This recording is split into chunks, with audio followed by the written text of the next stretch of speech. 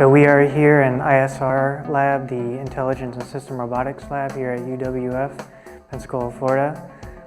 In here, this is where this is where the robotic magic happens. In the ISR lab, it's mostly connected as well to IHMC with the research team and development. We just basically take those three parts of the engineering and then we apply them to real life situations or on research for things like aerial drones or anything biomechanical that can be applied to a real life.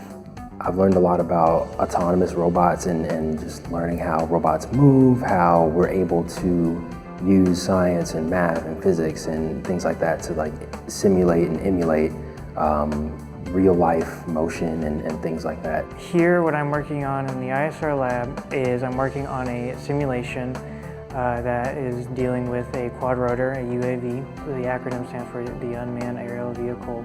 And from there, I am supposed to simulate the UAV to target a specific object.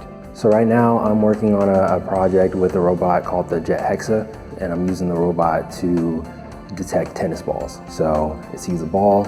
If it's a circular shape, it's yellow. It says it's a tennis ball, and then you have to run algorithms and stuff to make sure it actually is a tennis ball, and then the robot will move to align itself with it. So right now I'm working on a quadruped robot. It has a LiDAR sensor and then a webcam in front of it. It essentially maps out an entire room, and then I can either plan a single path or a couple of waypoints, and the robot will generate a simulation to where it finds the quickest and most efficient route to get there without running into any obstacles. It can be intimidating at first. So for me, I had no experience with robotics. Coming in. It definitely makes you think differently because you're applying all of these courses into one singular action. So you have all the math, you have all the data analytics, you have the mechanical and electrical aspects of it, and then you have to think and then make your thought process go into fixing this problem and solving it rather than just putting all these pieces together and hoping that the outcome comes out perfectly. And you just have to take time and you have to have patience. And you have to do a bunch of trial and error. And no matter how many errors you get, you just have to keep going.